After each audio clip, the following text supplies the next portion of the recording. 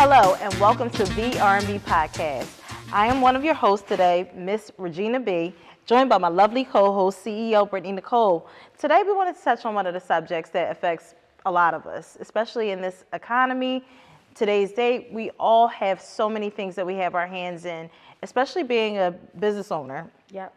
There are just so many different obstacles and hurdles that we have to tackle.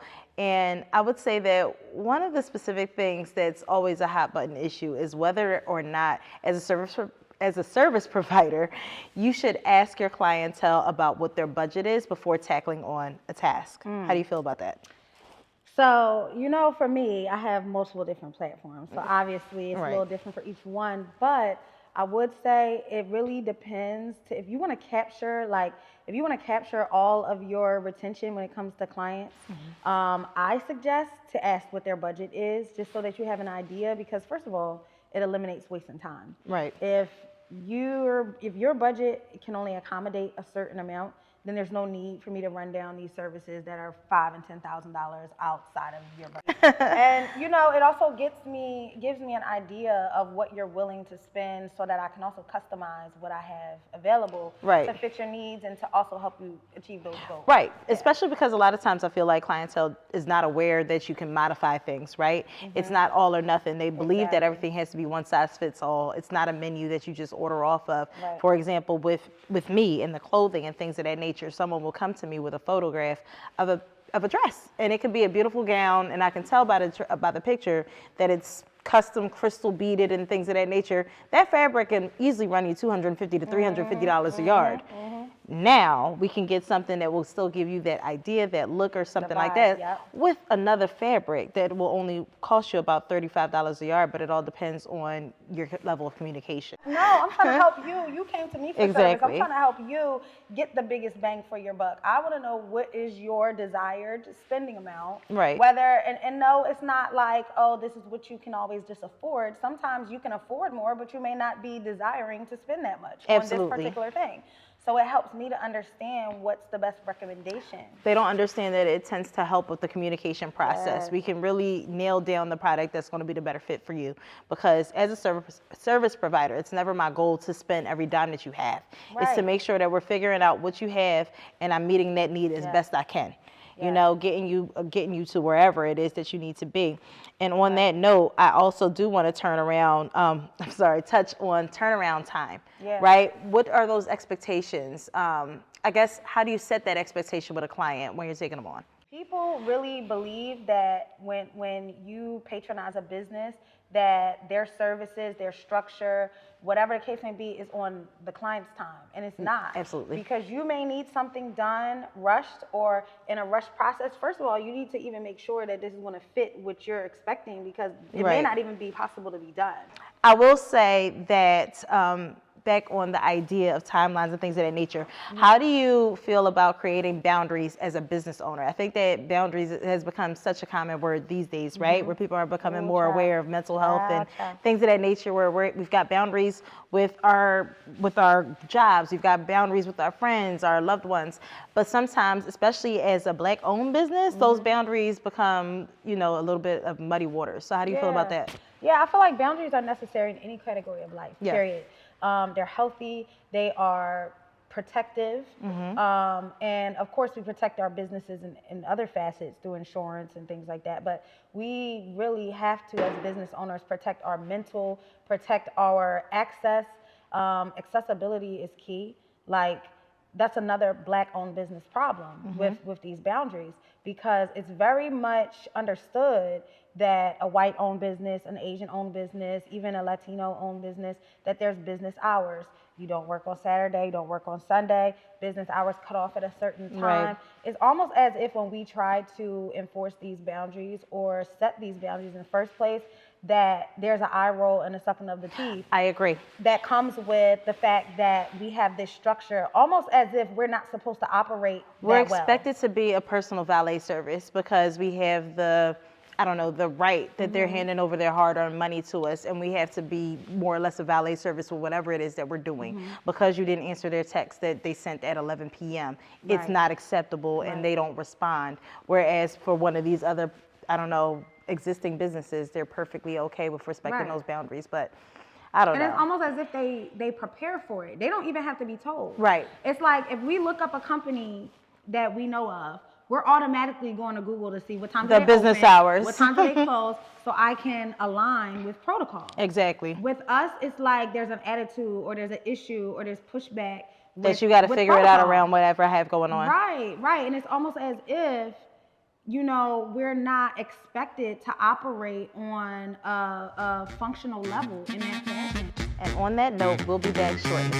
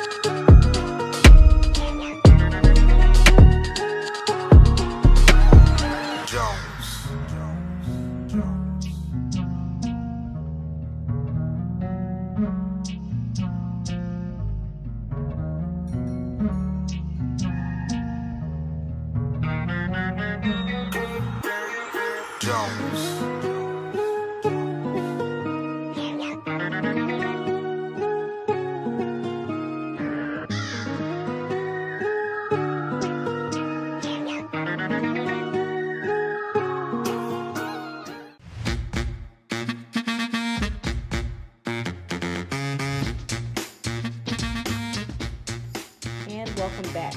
Now that we've already touched on the boundaries that you create as a business owner, one important thing to discuss is the communication avenues. I know that a lot of times it's a little bit difficult, especially as a small business owner, to get clients to, I don't know, respect your chosen modes of communication. Yes. So how do you feel about that?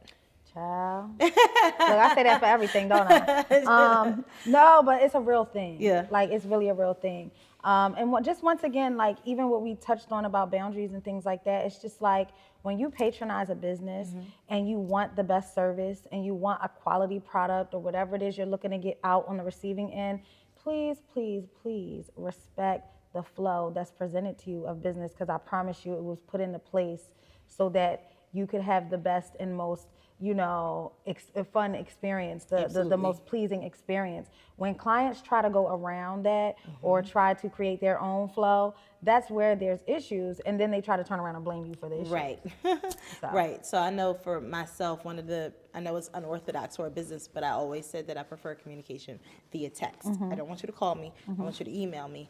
I want you to text me, especially because the texts, I see them all the time, especially if as a creative, if I'm designing clothes and things of that nature, that process can be fast moving at times and slow moving at times. You might catch me on a day when I'm sitting there doing all of your pattern making, or it might be a day when I'm doing a lot of cutting or pinning or whatever the case might be.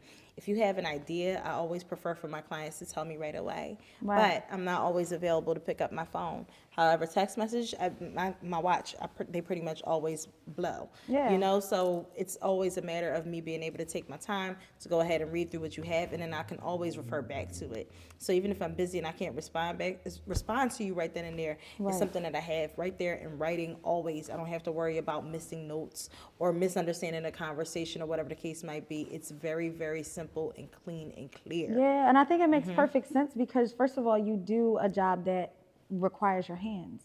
and it requires person-to-person contact at times if you're doing a fitting or Right. things like that. Like I know when I was in the hair business and I was a hairstylist, text was always my preferred method because number one, I'm not about to be over my client's ear on the phone. Right. That's just not proper etiquette because no client would want that for themselves. So you prioritize that when others are in the chair as well. So, Right. you know, and I mean, now currently it's a little different. I prefer email because I deal with a lot of attachments. I deal with a lot of Right. forwarding and things from other documents or other things. But regardless of what the protocol is, follow the protocol of the business that you're supporting because like I said, they put it in place because they know their business, they know what's required, they know their flow, and that's 9 times out of 10 how you're going to get the best outcome. Exactly. Even when it comes to payment options, if I had a nickel for every client that came to me and just said, well, can I cash app you? No, you may not.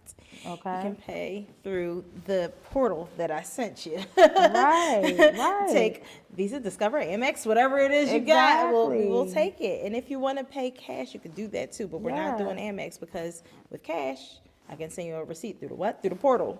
Right. Because it is my bookkeeping system as well. I can keep everything nice and clean and clear. I don't have to go ahead and go around and about to figure out what I have and things of that nature. So it's just a matter of creating these systems that make it easier for you to communicate to your clients, to support them. And especially when it comes to communication, I know that for myself, the big issue that I have as a mompreneur is like looping everything in with the children. Yeah. So I know for my children in particular, shout out to my babies. they require a lot. Holy moly, they require a lot. So anyone who knows me, notice you can catch me at any court, field, arena. Period. 24/8. Period. 24/8. Spartan mom. Okay. 24/8. So what you say to me, like you have sneakers, all of my sneakers have dirt on them because I'm always at a field. Fact. So it can be very, very hard to loop them into everything that I have going on. How do you feel about that?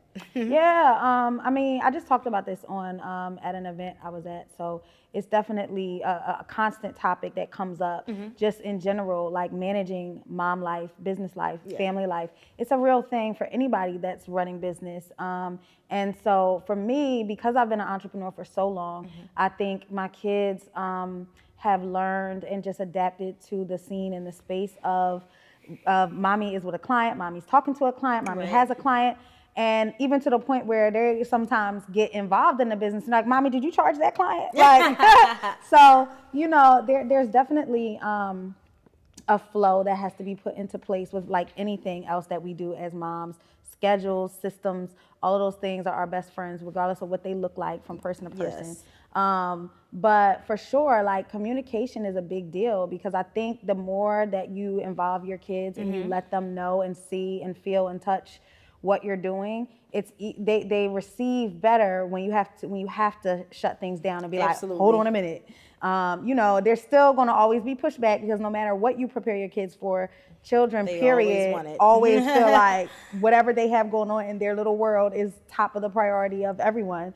But it helps to at least, you know, lighten the blow sometimes or like create a flow of understanding when you're like high strung, you're like, I can't right now. Right. Yeah. Right. So I would say that when it comes to even that level of communication, right? Because it definitely does help. And it works out better for the kids too because it opens up their minds to different things that they might possibly want to do. Right? They can pick up your good habits. They also pick up the bad ones. That's a fact. But it gives them a certain level of exposure as they grow, which can always be a bonus. However, when it comes to raising children while trying to run businesses, there's always some level of sacrifice. Yeah. And I know for myself personally, the biggest, I guess, issue that I have is trying to figure out what that balance looks like as far as when I'm sacrificing versus when my children are sacrificing, especially when it's practices, 6 out of 7 days a week, then games in addition to that and all types of other stuff. In addition to regular mom stuff, I've got to cook for them. It's already hard enough trying to create a mom-kid balance without business. Yeah. Like, you know how many moms are struggling where they don't even have a business, right? They are just trying to struggle between the balance of self versus children and versus man. Right. and where do they come in at? How much do I prioritize my self-care? How much do I prioritize these children and what they need? And so when you throw business in there, it's like a big whopping like, you know, weight that you put on it. Yeah. And I know for me personally, I've made a lot of sacrifices on both sides. And I try to remind myself and just kind of to recenter that what is the outcome of this decision that I'm about to make? What is the gain for myself or for the children?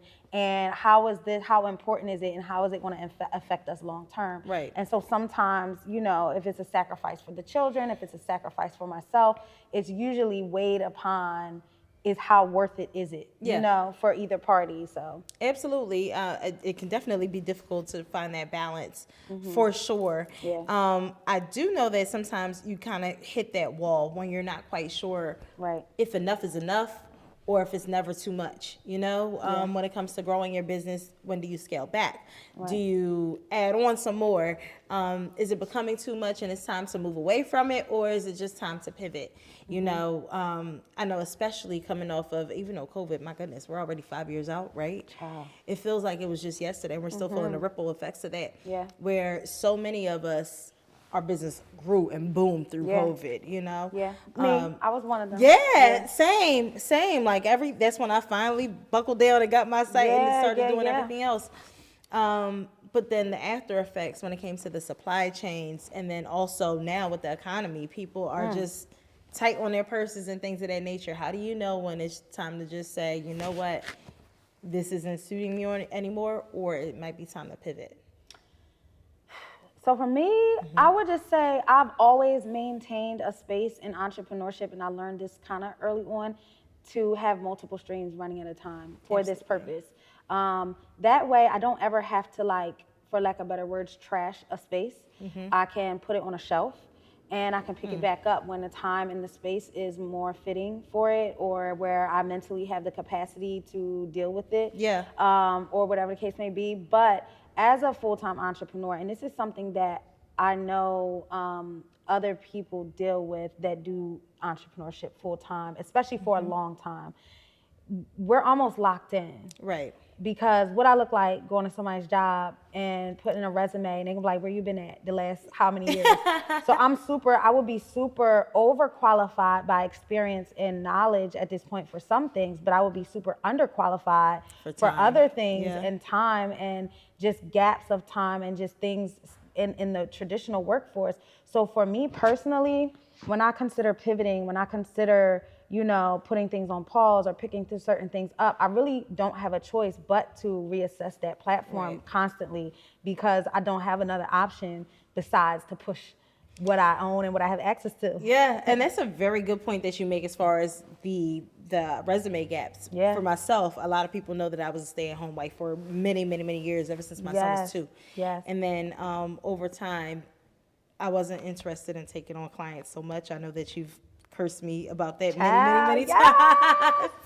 But it can be very difficult trying to re-enter the workforce after an extended period of time, because like you said, you're overqualified in some ways, but because of that gap, they look at you like you're far less qualified. You get in and you look around like, why am I here? And you're like, I'm not about why to am I here? It doesn't make sense. XYZ. And you just get to see that these spaces just have just a much smaller mindset. It's almost like as a creative, as a supplier, as a business owner, your mind works in just a specific way. Absolutely. And it's hard to make it smaller, or what's the word that I'm looking for? Reduce it back to the box that you need to. Shrink it. I could not get there. It's hard to shrink it as needed so that it can fit into a cubicle. And you just get used to certain accommodations and certain luxuries of just owning your time, owning your space, the freedom that comes with entrepreneurship, which is usually one of the biggest, you know, amenities of choosing that lifestyle over working a traditional 9-to-5. People want the freedom. Most people, you know, time is money, money is time, and time is something that we just never have enough of. And so, you know, as entrepreneurs, we actually are working, in my opinion, more hours than a traditional 9-to-5. The clock just doesn't stop. We're up all times of hours a night. We're taking work home. Work is at home. Work is away from home. So, you know, but on the flip side, we have full control of it most of the time. If at that very moment we don't feel like doing anything, we can physically be like, I'm not doing it. Right. And who's gonna check me? So, Right. you know, that's the freedom side of it, and just being able to project on a calendar and saying, okay, I wanna go on vacation this day, I don't wanna work this week, I don't wanna do this that day, I don't wanna do this day. It's worth it. So it's very much worth it. But you know, it's one of those things that you have to have a strong mental to be able to, number one, be in charge of those decisions, Right. because you know, we can be our own biggest detriment when it comes to making those decisions. Absolutely, and you have to be able to trust yourself. Yes. In all things. Ooh, that's you know, good. it's funny, some people tend to look at it as a bad thing when they say the term jump first, build the parachute on the way down, right? I think that there can be very much be some benefit in that, you know, because sometimes I think that, I know especially for somebody like me, you know, you call me a hypochondriac. Girl. Always go back to that, but I'm like, you know what, that might be fitting, because I tend to overthink. Yeah. You'll overthink yourself out of an opportunity, out of an idea, out of your blessing, things of that nature, and sometimes you do just have to step out on faith and get there, especially now. Especially now. So it can be hard to combat everything that's going on. We all know that there's hyperinflation. We know that the economy sucks. We know that we're in unsure political times. So sometimes when you're trying to push these different products, it can be very, very, very, very daunting. Yeah. But you have to trust yourself, and you have to start somewhere. You have to. And just in my experience, I feel like there's so many things that I would have never discovered. Right. I would have never bumped into as far as connections, resources, things like that, if I would not have just went out there. Right.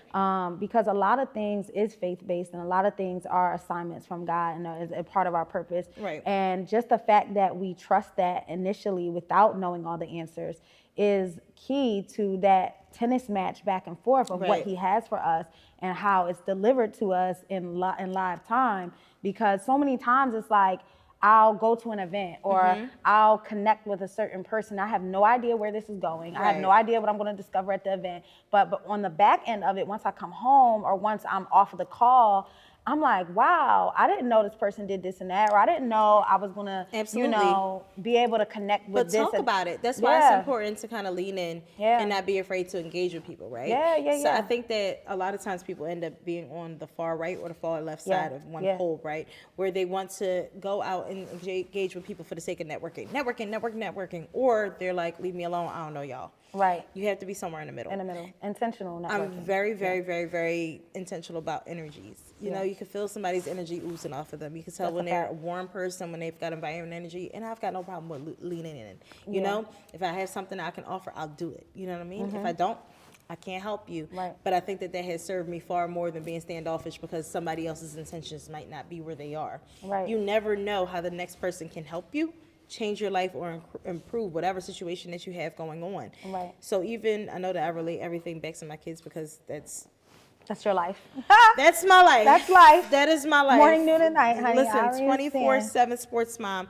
But even being out and about and engaging with these teams and these leagues a lot more, offering myself up a lot more, being that team mom that's willing to help with XYZ all the time and things of that nature, I ended up getting offered a seat on the board of the local sports league where I am. Let's go. That wasn't something that I had, that I thought of or what I was interested in, but it ended up being a really good opportunity with a lot of really good people. You know? And all I was doing was just being there for my kids, or at least that's how I felt. And being obedient to what your gut is telling you to do in the spaces that you can offer. I mean, right. And I think that a lot of people, they'll, you know, grunt themselves out of an opportunity just because they're not willing to engage with the people around them. So, especially as a business owner, that's incredibly huge to go ahead and do that. Now, I know that we spoke a little bit about the hyperinflation and all that good stuff. I do know that something that's been a shift for a lot of business owners and especially service providers is that they've understood there's been almost like a shift in the clientele lately. Yeah. Have you seen any of that? I have, but see, for me, it's kind of hard because, you know, as you know, coming from Atlanta, it's a different climate, period. Right. So, you know, dealing with a place like Atlanta where everything is hyper entrepreneurship, everybody already gets it. There's no convincing needed that you have to make an investment in business and that investments in business are required. As you know, I do PR, I do branding, Right. I do consulting. These are investment-based businesses where, you know, if a person doesn't understand or get the importance of investing in themselves, then it goes bad regardless. Right. But being here in Philly, it's definitely 10 times harder just geographically because people here are not as willing and understanding of the power of investing in themselves business-wise. Right. They have so many other things on their priority list that they feel are more important. But it's like me knowing what I've seen and what I know by experience. If you just prioritize this part and invest in your business here, it will literally take care of all the other things. It's almost back to that budgeting discussion that we had in the beginning, where some people think that, you know, if you're trying to offer this price, you're trying to get over.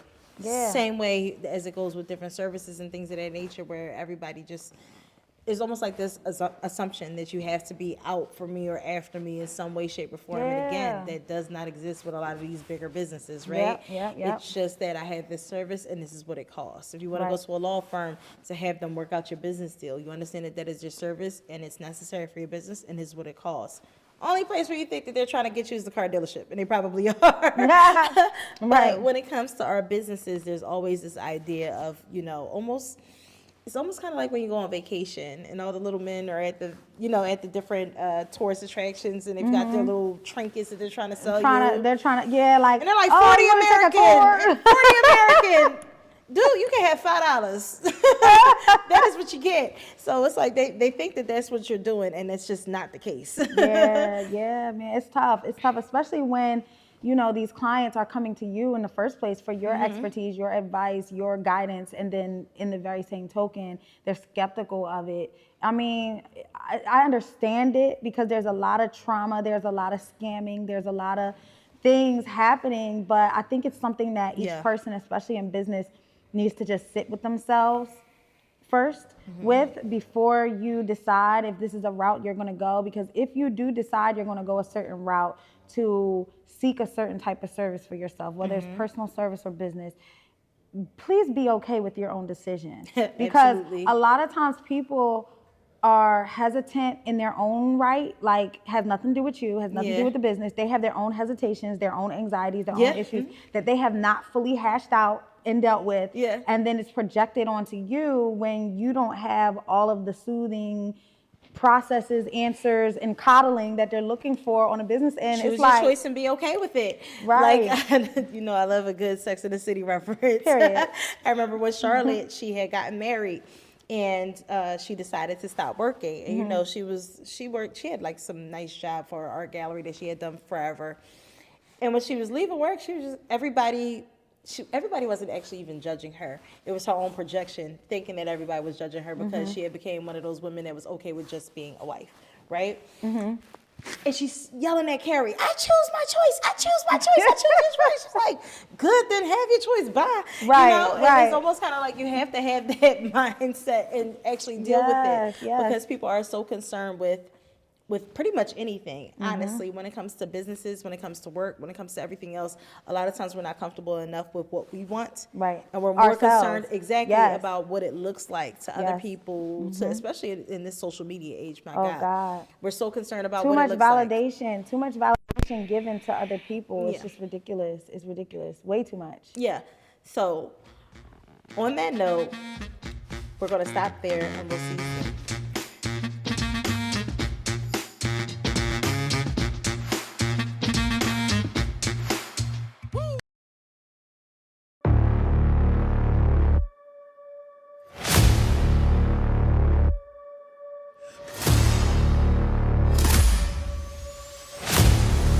Baby, listen, you never let a man put his hands on you. Do you hear me, baby? Yeah. Do you hear me? You gotta get them before they get you.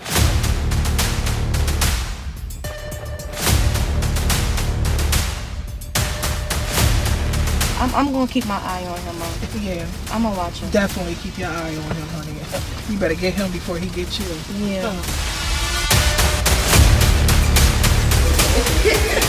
Thinking go kart is on my idea. Can you put your phone down? Can you put your phone down? Oh my God! Why do you keep picking up your phone? I'm sorry.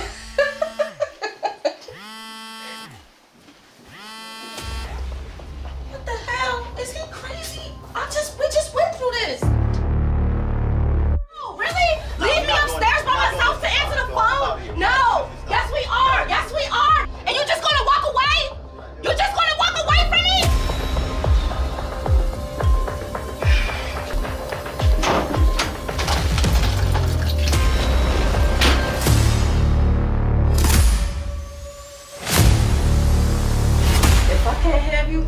Nobody can.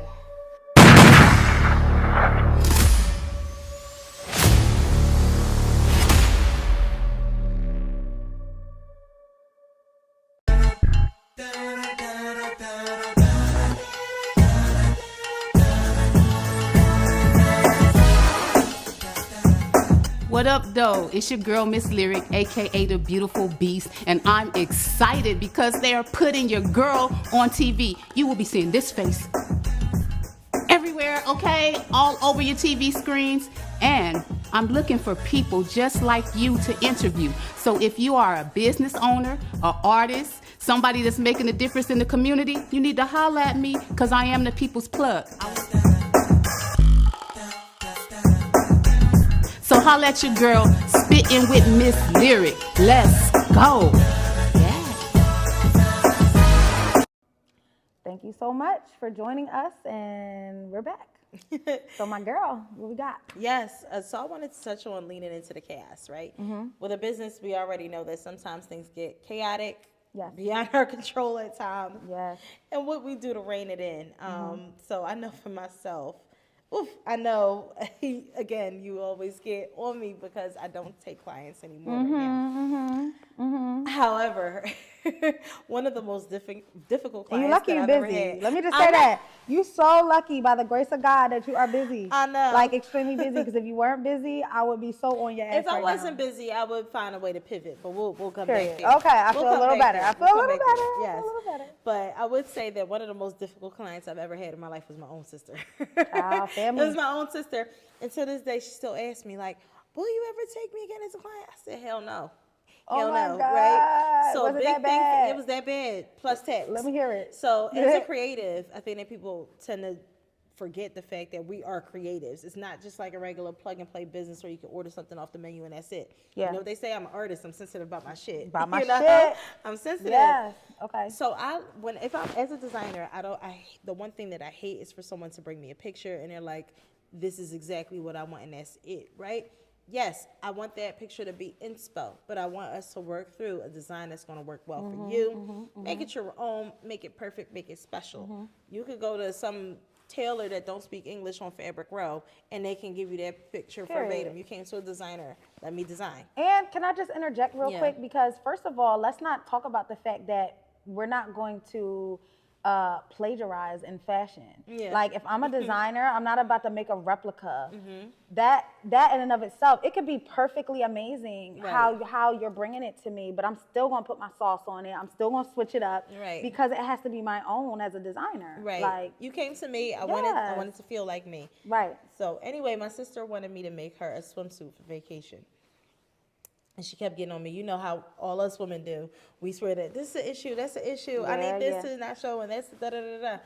And I'm like, baby girl, I do this. I know what's going to work for your body. Right, Can I'ma you get you trust me? right. I'ma get you Can right, you trust honey. me? Can you trust me?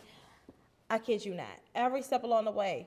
Can we have this higher? Can we have that lower? Can we build support into the bra? Can we take that out? I don't like that. It's a little stiff.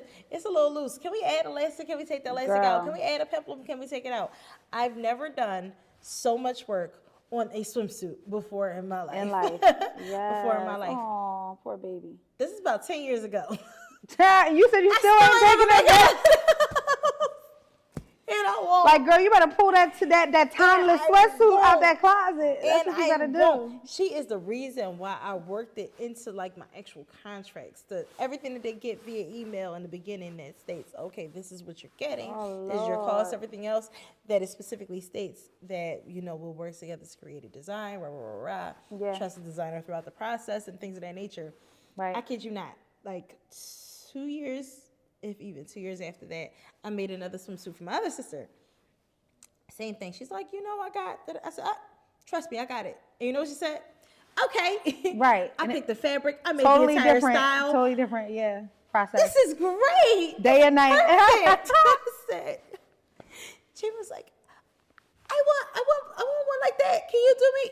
You didn't let me design for you. You wanted Right. to make it exactly how you wanted to, knowing good and well that you're not the designer. You Yeah. go see a doctor and say, okay, I need you to fix the bone and prop it up like this. Right, No. and tell them how to do their job. They know what they're Girl, doing. They know what they're girl. doing. You let them know, okay, this hurts. Well, you and know I'm what having that's this given? issue. That's Yeah. given. That's given that you need to add designer consulting classes to your services. Since you want to do this yourself, let me teach you, and you can pay me to teach you, and you can do it. Oh, speaking of consulting, that was another thing, right? So I know earlier on when I used to do suits, with men's tailoring, the price difference can be so crazy when it comes to Fabric. suits, especially if somebody wants a custom suit.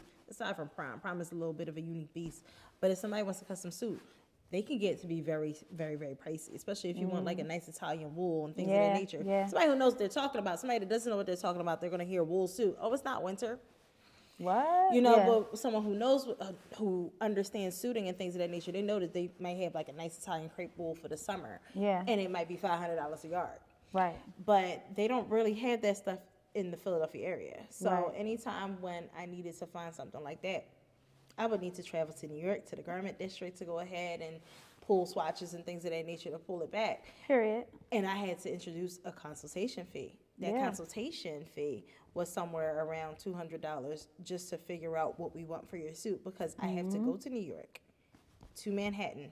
I have to spend a day. I have to go to all these different places, collect your swatches. Yes. Sometimes I might have to pay for those swatches. Sometimes I don't. I have to put them together for you, come back. I got to pay for my Yes. travel, my time, my day, all that good Yes. stuff. And they didn't understand it. And I'm just like, look, listen, if you want that type of suit where you're paying $300, $400, $500 per yard of fabric, so I'm gonna need at least about 5 yards to Yeah. create this 3-piece look that you want. Right. I'm gonna need some money to And actually this do is my the other job. thing. Let's normalize not just paying for the items themselves. We run a business. Absolutely. There has to be a profit margin. Absolutely. Okay? Please do not go Google the product and say, this is what it costs and this is what you're charging me. Yes, there's a profit margin. Not only is there a profit margin, but you're also paying for another line item that's called my time. I do want to interject though, as you said, the Googling, that was a unique issue that I did not experience until post-COVID. Girl. As you know, I've been making clothes for years. It Yeah. wasn't until post-COVID where I had clients like, oh, well, I found this fabric on Amazon. You're like, that's- please don't do my job. Oh, I found these feathers on Amazon. If you thought that I was going to use them Amazon feathers She on your said you dress, thought. Period, on baby, you the came chat. to the wrong one. They don't have the real Yes. ostrich feathers on Amazon. So it's just, there ends up being a real disconnect. Yeah. So it comes full circle back And to it's like that idea. of- distasteful. Yeah. It's just all around distasteful because, first of all, both of our services are considered luxury services. Right. Please do not trespass in the luxury service space if you are not equipped with luxury etiquette EDU. I promise you, I had a client once that argued me down for $250 for a dress, and it was just like a simple dress that was just for like a regular event, what Engagement, have you. okay. But they argued me down about how the budget had to be under $250, and I'm like, you know what? Fine, cool. For this simple thing, I can make it work under that. But even with some of the style elements and things of that nature, she should have gone higher to make it a little bit more special. Yeah. That was just not an option. Yeah. Picked up the dress, came back and told me how she was so excited and she found the perfect, I believe it was a Fendi belt to go with it. You argued me down about $250 to buy an accessory, double the Girl. price, Girl. to pair with the item that I custom made for you. That's such, and see, that pisses me off. This is why Mm-hmm. when you were telling me originally, when you were like, I'm putting this on shelf for a second because they stressing me out. I'm ready to two-piece in the biscuit. Yeah. It's very irritating because, number one, the grace that you offer in your services Mm-hmm. is out of this world. It's unheard of. Like, you offer grace Yeah. beyond this world. Oftentimes I wouldn't even make a profit because Yes, because first of I all, would your get excited services about the alone project. should start at $250 for no fabric. They should For no start, fabric. They should start Even at higher. minimum at like $750, especially in Period. this day and age. Thank you. But I never really did that. But to I'm people saying because not I had even a love of considering the craft. material. I'm Yeah. saying not even considering the material. I'm saying just to what is the word when you go to a tattoo artist and they tell you that the minimum is XYZ just to turn on my gun.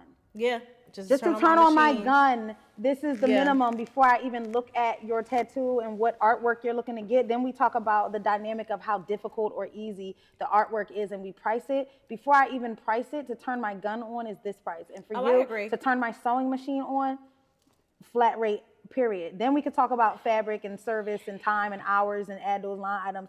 Because, honey, it gets to be a bit much. It does, It gets to be a bit yeah. much. And that's where I think the most heartbreaking thing for me, why I had to walk away from it, was that the joy was lost leaving after a because while, people were because really irritating your that's bones, what it was girl. about, where I'm not even making Yeah. a profit. I'm doing this because I'm falling in love with the project. Right. I love this item that I'm creating. I think for design, for me, it's so dope because I'm watching something come from absolutely nothing. It Yeah, looks like as this a big, creative, long and like sheet you of said, as a nothing. creative, you like to create naturally. You naturally want to see your visions come to life and see people sachet and what you sketched up. You know, it's just a whole vibe. But at the end of the day, we do run businesses. We do have full-fledged families. We Right. have things to do, bills to take care of, and like nobody has time to invest hours upon hours into Right. a project and then have nothing left.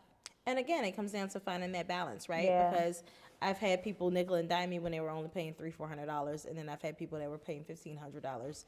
Right. That, you know, I sent them a long, drawn out spiel about exactly where we were in the process, and the response was, "Okay." Right.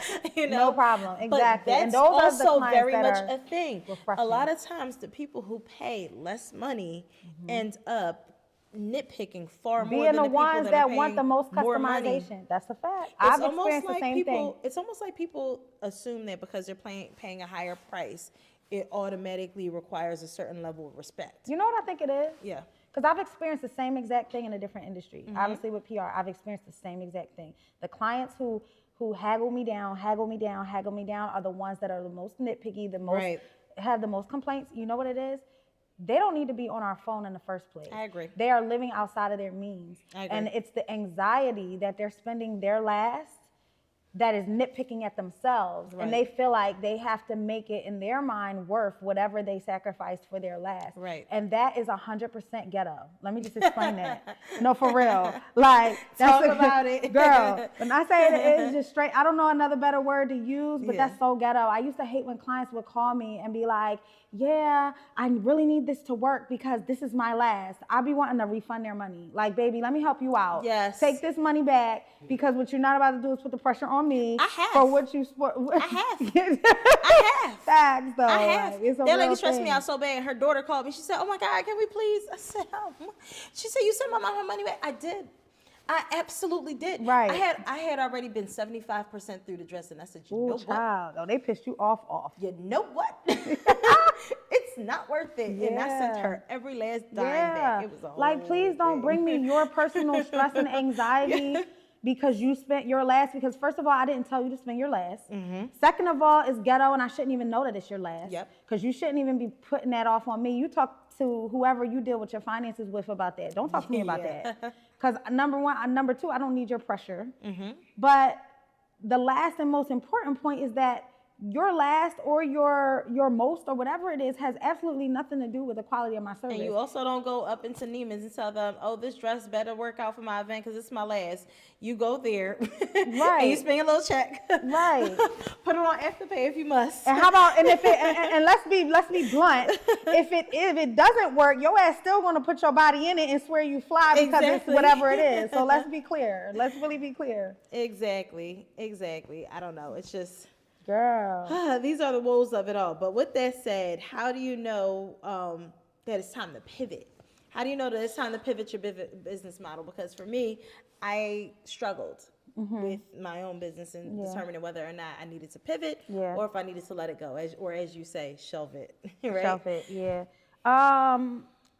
There's a lot of different, I guess, signs or red flags when it's time to pivot. I mean, it might just be the climate and the market for the particular industry. It might be a dry season. And just in general, it might have nothing to do with you or your operation style. It might just legit be a dry season. That's definitely always a time to pivot. Mental health is always a time to pivot. Absolutely. I don't give a shit what it looks like, if you feel like it should or shouldn't be. If your mental health is being taxed, especially on a consistent basis for this particular thing, then it's time to pivot. And pivoting doesn't just always mean completely put it on the shelf, or it doesn't always mean that you have to shut it down or take a major break. It sometimes just means tweaking things to fit your needs. Right. And that's one of the beauties and the freedom of being a business owner, is that it's your space, it's your thing, and you have the full space and opportunity to do that. Right. And I think a lot of times as business owners, we forget that power because we've already spent so much time to create a certain thing with a certain model and a certain flow. And even if you have a client base or colleagues that are used to your flow, guess what? Email blast, get used to the new flow. Yeah. Because it's that simple to switch up your things, and especially if it's necessary for mental health or for finances or even for just passion. Right. Like your passion might have changed. You might feel like, you know what, I'm no longer passionate about this aspect of what I do, so I'm going to keep this aspect and I'm going to kind of do away with that aspect. Whatever it may be, you can't be afraid. They call it FMO, the fear of missing out. You can't be afraid of losing a certain client base, missing out on a certain connection or opportunity. You have to prioritize why you started this in the first place, and your mental, your emotional, your physical, ability to function in it day after day after day, more than you prioritize who stays and who comes and who goes. Because when we start living to please these networks, clients included, because we do know customer service is real and the client is always right is a thing. However, there's a boundary where that stops, because if the customer is always right to the point that now I'm scrambling and shifting and I'm just not happy in my, in my performance. A balance of respecting yourself along the process. Exactly. So I think that sometimes we get so hung up on trying to make sure that we are respecting them and their wishes and making sure that we're delivering all the things that we forget to respect ourselves along the way. Am I really honoring everything that I can do? Am I respecting my talent, my craft, everything that I have to offer? Or am I letting whatever's happening with this one individual trash all over it all? You just got to hold firm and knowing that you know what you're doing, that you're offering an exemplary service and things of that nature. But in order to have that mindset, you have to actually offer an exemplary service. You have to put your best foot forward. Because we got too many people that are popping up with these different things where they're just like, okay, well, if I do this, I can make a quick buck. If I do that, I can make a quick buck. And they're not really giving any bit of effort. Right. For me, myself, I believe that every time that you put out a service, it has to be something that you yourself would want to go ahead and patronize. And pay for. You want to patronize that business. So don't put out something, trash or beneath you. Always put out something that you would want for yourself. I think that you should always give your business that basic level of respect. Always. Yes, that's a fact. That's a fact. Yeah. And just be able to be relatable and put yourself in people's shoes anyway, because, it is easy sometimes, especially as your business grows in the level of success, to become farther removed from the person-to-person interaction. The more you grow, the bigger your team gets, the more you expand, the more projects you add, the farther removed sometimes you get from the person-to-person experience. So I always used to tell my clients all the time, like, that's why you watch TV shows like Undercover Billionaire and, where the owner of the company comes in and actually works for a day in their company, because you have to constantly refresh your mental on the actual boots on the ground aspect of the service. So, and then you also have to study your product, study your service, study whatever field it is that you're trying to be into, right? You always have to be learning, always have to be a student. I think that it's very easy for people to look at other individuals that have something going on and just say, oh, I want to emulate that. But then we don't understand that there's a very big difference between business to business, or even like a creative versus a supplier, right? Oh, God. So if I had a nickel for every time that somebody that does bulk purchase or, drop shipment, and they're trying to tell me how I should grow my business. Play around. Please don't do it. Because Baby, I have an industrial sewing machine in my basement. You press a button and have something sent from China. It's a much different, different process. Check. What the kids say? Clock it. Clock it. What's the little symbol for it? The kids asked me the other day. It's a little symbol like this. Here it go. Look, it's because when my daughter does it, I'm like, Lord, baby girl. Yes. One of the twins asked me the other day. It was like, Mommy, you know what this means? And before I could even answer, Brooklyn, she was like, clock it. So I was like, okay, period, clock it. They was like, oh, you cheated. She told you. But basically clock it, because you know I've dealt with the same thing in branding. I literally create everything from scratch. Right. I don't use templates. It's a pet peeve of mine. Please do not Please do not consider yourself a graphic designer when you create off of Canva templates. Yeah. You're not a graphic designer. You're not. I'm sorry, but you're not. I use Canva, and we know that I can't use anything technology. Listen, and I mean, there's nothing wrong with using Canva. There's nothing wrong with designing on Canva. There's nothing wrong with using a template, and you can still have a fire product when you're done. But please do not market yourself as a graphic designer. It's like the other people that say that they're fashion designers and all they do is press T-shirts, baby. Right, that's not a fashion designer, boo. Sorry, but it's not. Yeah. You are literally outsourcing a product and reselling it. That's what you're doing. You're retail. You're not a designer. You're retail. You're retail. So, Absolutely. girl, don't get me started. Because you know I could go. Please, but I really don't know. It can be a little bit daunting sometimes trying to navigate these waters and figure out exactly where you fit. Yes. Where you fit, and I think especially and how much you want to deal with what or what not. Absolutely. And I think that it shows its head or rears its head a lot more as you're growing or as you're pivoting or you're in those like moments of shift. Yes. And you're not quite sure exactly where you 1,000%. belong or where you need to lean in a little bit more. It gets to be a little bit difficult. Yeah. For sure and for certain. Child, we can take a sip. We can take a little sip. Cheers.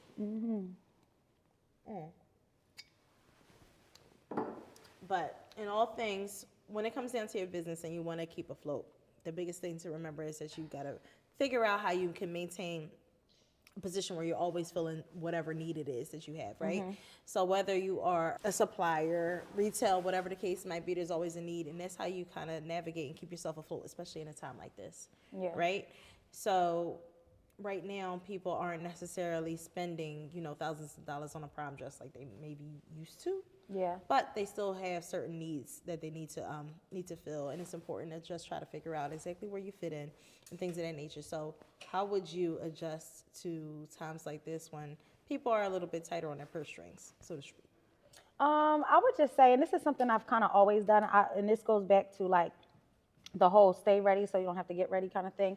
I don't encourage or suggest that people wait for these times to happen to then adjust to the problem. Right. I say to kind of get ahead of it and be prepared already with multiple tiered options that already allow for different levels of business. Right. And this is kind of what we were talking about in the beginning with asking people, well, what's your budget versus this is my price? Because that way you're able to customize and gauge things. But even outside of saying, hey, what's your budget? In order to have something that makes sense in response to that question, you have to already have things in place to be able to refer that could fit any budget, because that's the flip side of it. Right. Don't ask somebody what's their budget and then you don't have nothing. Exactly. So, to be prepared and just for these certain times, have things that, what they call your $9.99 product. Right. Your things that are something to capture leads, something to build a community with. Right. Because community is key in business growth, period. So regardless of what the price or the cost of your service or product is, regardless of any of that, community is key. So Right. I always tell business owners, have a strategy to capture community first. Yeah. Whether it's a free lead generator, something that gets their sign up on email, newsletter, whatever, have a community, because then you can constantly run surveys. You can talk and communicate with your Right. community. You can feel, okay, well, are y'all being affected by the current time or are y'all not? Are Right. y'all thriving in this moment or are y'all sinking? Right. That way you have an idea of your market and what's going on at a constant basis, and you can pivot and adjust as needed based on that. And having those different tiers of service, the $9.99 product Right. versus the elite package, Right. You're comfortable and you have something to serve everybody. Absolutely. Nah, I couldn't have said it any better myself. But either way around, you just have to make sure that you're staying focused at all times. Yeah. Keep moving forward. I know it sounds cliche, but I really do feel like that statement is probably the biggest thing that every business owner needs to remember, especially because when you get into these harder times, it can be very difficult. It can be very difficult to remember why you started it, why you're still doing it, if you should still be doing it. And I think that it's always important to kind of look back and just say, damn, I'm always more further ahead than I was yesterday. And if That's you keep it. moving forward, you're It's going to keep on progress. pushing. That's it. And just to say, you know, I'll use ourselves as an example. This podcast is something that was a passion baby for me and Regina. It was something that we already were naturally good at. We have these conversations all the time, on and off camera. And so it was a big deal for us to decide, like, hey, let's make it a thing for real. And Regina is an avid podcast listener. So she brings that extreme asset to the table. It's like, girl, they don't want to hear that. And you know, just me with branding and different things that I have under my tool belt, and just our natural chemistry as friends. So we're excited to, you know, have this platform and just work it. And one thing I love about it thus far is it has been fluid. It has been customizable. It has been something that we were able to, you know, work to our own schedules in a way that fits us the best. And so it's authentic, and you're getting our raw selves. So for that, we thank you, and until next time.